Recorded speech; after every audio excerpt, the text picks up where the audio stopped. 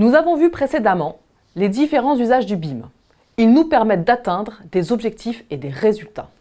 En effet, grâce au BIM, vous allez pouvoir atteindre les objectifs concrets suivants. Premier objectif, mieux comprendre le projet.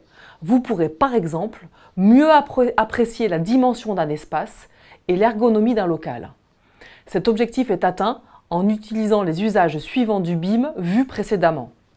La modélisation du site, la modélisation de la conception et la communication.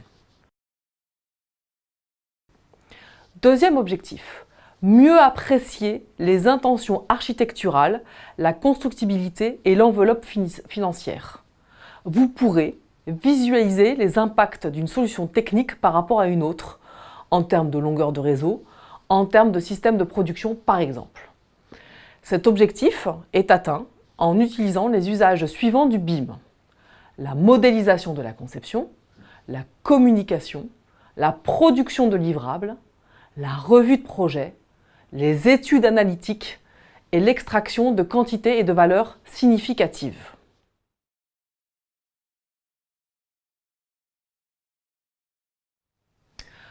Troisième objectif, réduire les risques d'avenant en phase travaux.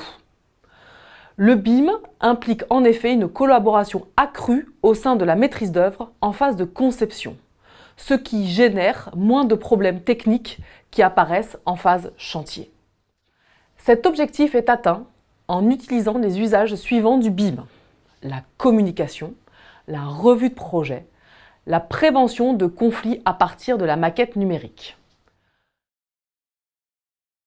Quatrième objectif, obtenir une maquette numérique du bâtiment tel que construit.